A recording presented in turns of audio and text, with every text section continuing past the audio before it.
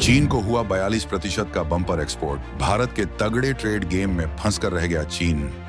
America ने लगाया 50% का महाटैक्स। भारत ने एक झटके में चीन की तरफ मोड़ दी बाजी। ट्रेड वॉर में भारत का वो बड़ा दांव जिससे दुनिया रह गई हैरान, अमेरिका को दिखाया आईना। जब दुनिया को लगा भारत झुकेगा, तब भारत ने रचा वो इतिहास जो किसी ने नहीं सोचा था। एक ऐसी खबर जिसने दिल्ली से लेकर वॉशिंगटन और बीजिंग तक की सरकारों में खलबली मचा दी है।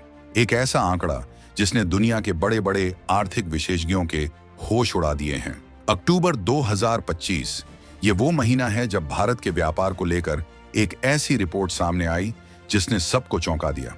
एक तरफ अमेरिका, जो खुद को हमारा सबसे बड़ा रणनीतिक साझेदार बताता है, वो हमारे सामान पर 50% का भारी भरकम टैक्स लगाकर हमें झुकाने की कोशिश कर रहा था। नतीजा ये हुआ कि अमेरिका को होने वाला हमारा एक्सपोर्ट लगातार दूसरे महीने धड़ाम हो गया। सबको लगा कि भारत अब मुश्किल में है, कि भारत की अर्थव्यवस्था अब लड़खड़ा जाएगी। लेकिन उन्होंने भारत की ताकत को कम आंकने की गलती कर दी। जब अमेरिका ने हमारे लिए एक दरवाजा बंद किया, तो भारत ने चीन के घर में घुसकर अपना दरवाजा खोल लिया। जी हाँ, जिस चीन के साथ हमारा सीमा पर तनाव चलता है, जिस चीन को हम अपना सबसे बड़ा प्रतिद्वंद्वी मानते हैं, उसी चीन को होने वाले हमारे एक्सपोर्ट में एक ऐसा उछाल आया जो आज तक के इतिहास में कभी नहीं देखा गया। पूरे 42.35% की रिकॉर्ड तोड़ बढ़ोतरी। ये कोई मामूली आंकड़ा नहीं है, ये एक आर्थिक पलटवार है, एक ऐसा रणनीतिक दांव है जिसने दुनिया को दिखा दिया है कि 2025 का भारत अब किसी के रहमोकरम पर नहीं जीता। आखिर ये पूरा माजरा क्या है? क्यों अमेरिका को एक्सपोर्ट घटा और चीन को अचानक इतना बढ़ गया? क्या ये भारत की कोई सोची समझी रणनीति है या सिर्फ एक इत्तेफाक? इस आर्थिक बाजीगरी के पीछे का असली खेल क्या है? और क्या भारत ने अमेरिका को सबक सिखाने के लिए चीन को एक मोहरे की तरह इस्तेमाल किया है? इन सारे सवालों के जवाब हम आपको इस वीडियो में आगे देने वाले हैं, तो बने रहिएगा वीडियो पर। और इस संबंध में आपके जो भी विचार हों, कमेंट में लिखकर जरूर बताइएगा। चलिए इस पूरी कहानी को परत दर परत समझते हैं। सबसे पहले बात करते हैं अमेरिका की, जो खुद को दुनिया का चौधरी और हमारा सबसे करीबी दोस्त बताता है। अक्टूबर के महीने में अमेरिका को होने वाला हमारा एक्सपोर्ट, यानी भारत से अमेरिका भेजा जाने वाला सामान 8.58% तक गिर गया। ये कोई छोटी मोटी गिरावट नहीं है, और ये लगातार दूसरा महीना था जब ऐसा हुआ। अब सवाल उठता है कि ऐसा हुआ क्यों? इसके पीछे की वजह है अमेरिका की दादागिरी। 27 अगस्त को अमेरिका ने अचानक भारत से आने वाले कई प्रोडक्ट्स पर 50% का भारी भरकम शुल्क यानी टैक्स लगा दिया। ये एक तरह से भारत की बांह मरोड़ने की कोशिश थी। अमेरिका जानता है कि वो भारत के सबसे बड़े बाजारों में से एक है, और उसे लगा कि इस तरह का आर्थिक दबाव बनाकर वो भारत को अपनी शर्तों पर झुका लेगा। दोनों देशों के बीच एक बड़े व्यापार समझौते को लेकर बातचीत चल रही है, और अमेरिका चाहता था कि इस बातचीत में उसका पलड़ा भारी रहे। वो चाहता था कि भारत उसकी सारी बातें मान ले। ये वही पुरानी अमेरिकी रणनीति है, जहां वो दोस्ती का मुखौटा पहनकर अपने आर्थिक हितों को साधने की कोशिश करता है। लेकिन वो शायद भूल गया था कि ये वो पुराना भारत नहीं है जो किसी के दबाव में आ जाए। एक तरफ अमेरिकी अधिकारी भारतीय अधिकारियों से बातचीत का नाटक कर रहे थे, और दूसरी तरफ हमारी पीठ में छुरा घोंपने की तैयारी कर रहे थे। लेकिन भारत ने इस दबाव के आगे झुकने से साफ इनकार कर दिया। हमारे वाणिज्य सचिव राजेश अग्रवाल ने डंके की चोट पर कहा कि इतने भारी टैक्स के बावजूद हमने अमेरिकी बाजार में अपनी पकड़ बनाए रखी है। इसका मतलब साफ था, भारत कह रहा था कि तुम अपना टैक्स बढ़ाओ, हम नए बाजार ढूंढ लेंगे, लेकिन तुम्हारी दादागिरी नहीं सहेंगे। और भारत ने जो कहा वो करके दिखाया। जब अमेरिका ने अकड़ दिखाई, तो भारत ने एक ऐसा रास्ता खोज निकाला जिसकी उम्मीद खुद अमेरिका को भी नहीं थी। ये इस आर्थिक शतरंज की बिसात पर भारत का पहला बड़ा मूव था, जिसने अमेरिका को ये संदेश दे दिया कि भारत अब अपने फैसले खुद लेता है। अब आते हैं कहानी के सबसे रोमांचक हिस्से पर, यानी चीन पर। एक तरफ जहां अमेरिका हमें आंखें दिखा रहा था, वहीं दूसरी तरफ कुछ ऐसा हो रहा था जो किसी चमत्कार से कम नहीं था। जिस चीन के साथ हमारे रिश्ते हमेशा तनावपूर्ण रहते हैं, जिस चीन के सामान का बहिष्कार करने की बातें हमारे देश में होती हैं, उसी चीन को भारत से होने वाले एक्सपोर्ट में 42.35% का ऐतिहासिक उछाल देखने को मिला। ये आंकड़ा इतना बड़ा है कि सरकार खुद इसे एक रिकॉर्ड मान रही है। अक्टूबर के महीने में भारत ने चीन को 1.62 अरब डॉलर यानी लगभग 13,000 करोड़ रुपए का सामान बेचा।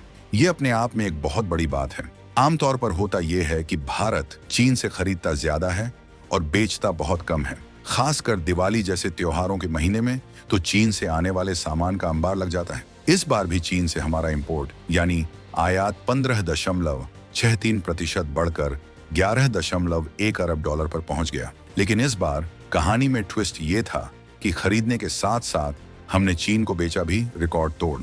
ये भारत की बदली हुई आर्थिक रणनीति का सबसे बड़ा सबूत है। भारत ने दुनिया को, खासकर अमेरिका को, ये दिखा दिया है कि हमारे पास विकल्प मौजूद हैं।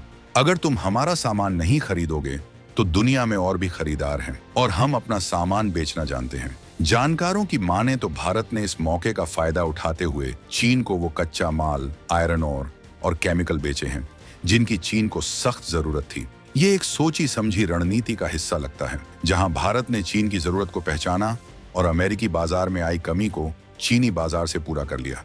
ये एक तरह से चीन को उसी के खेल में मात देने जैसा है। चीन हमेशा से भारत को एक बड़े बाजार के तौर पर देखता आया है, लेकिन अब भारत ने दिखा दिया है कि वो सिर्फ बाजार नहीं बल्कि एक बड़ा सप्लायर भी बन सकता है।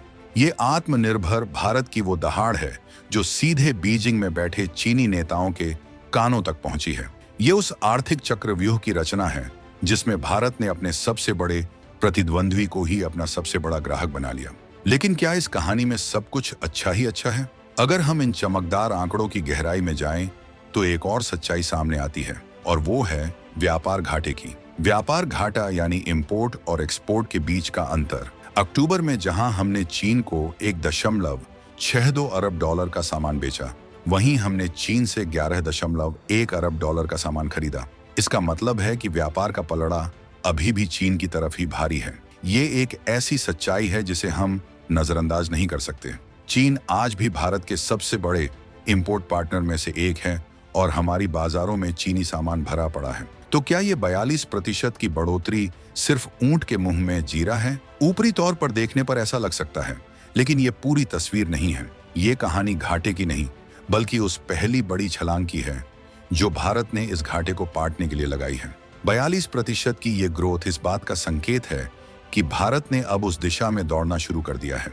ये इस बात का सबूत है कि भारत की मेक इन इंडिया और PLI जैसी योजनाएं अब जमीन पर असर दिखाने लगी हैं। हम अब सिर्फ मोबाइल फोन और खिलौने खरीदने वाले देश नहीं रहे, बल्कि हम अब चीन को कच्चा माल और जरूरी सामान बेचने की क्षमता भी रख रहे हैं। ये उस लंबी लड़ाई की एक छोटी लेकिन बहुत महत्वपूर्ण जीत है। इसके अलावा ये भी देखना जरूरी है कि सिर्फ अमेरिका ही नहीं बल्कि संयुक्त अरब अमीरात, ब्रिटेन, जर्मनी, बांग्लादेश और सऊदी अरब जैसे कई देशों को भी हमारा एक्सपोर्ट घटा है।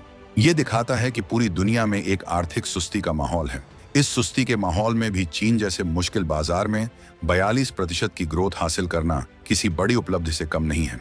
ये भारत की आर्थिक ताकत और हमारे उद्योग जगत के लचीलेपन को दिखाता है, जो किसी भी मुश्किल हालात में नए रास्ते खोज सकता है। तो इस पूरी कहानी का सार क्या है? इसका सार ये है कि 2025 का भारत अब विश्व पटल पर एक नई आर्थिक बिसात बिछा रहा है। ये एक ऐसा भारत है जो किसी एक महाशक्ति के आसरे पर नहीं बैठता। वो अमेरिका से दोस्ती भी रखता है, लेकिन उसकी दादागिरी के आगे झुकता नहीं। वो चीन को अपना प्रतिद्वंद्वी भी मानता है, लेकिन उसके साथ व्यापार करने और अपने आर्थिक हितों को साधने का मौका भी नहीं छोड़ता। ये आंकड़े सिर्फ नंबर नहीं हैं, ये नए भारत की आर्थिक स्वतंत्रता का ऐलान है। ये इस बात का सबूत है कि हमारी निर्भरता किसी एक देश पर नहीं है, बल्कि हमारी ताकत हमारी विविधता में है। अमेरिका ने सोचा था कि 50% का टैक्स लगाकर वो भारत को घुटनों पर ला देगा, लेकिन भारत ने चीन के बाजार में घुसकर ऐसा पलटवार किया कि अमेरिका भी सोचने पर मजबूर हो गया होगा। ये एक संदेश है पूरी दुनिया के लिए कि भारत अब एक ऐसा खिलाड़ी है जिसे आप हल्के में नहीं ले सकते। वो अपनी शर्तों पर खेलेगा और अपने राष्ट्रीय हित को हमेशा सबसे ऊपर रखेगा। ये आत्मनिर्भर भारत की राह पर एक बड़ा और निर्णायक कदम है, जो आने वाले समय में भारत को सिर्फ एक बाजार नहीं बल्कि एक ग्लोबल इकोनॉमिक पावर हाउस बनाएगा। आपको क्या लगता है? क्या चीन के साथ बढ़ता ये व्यापार भारत के लिए एक मास्टर स्ट्रोक है या इसमें कोई छिपा हुआ खतरा भी है? अपनी राय कमेंट्स में जरूर बताइएगा।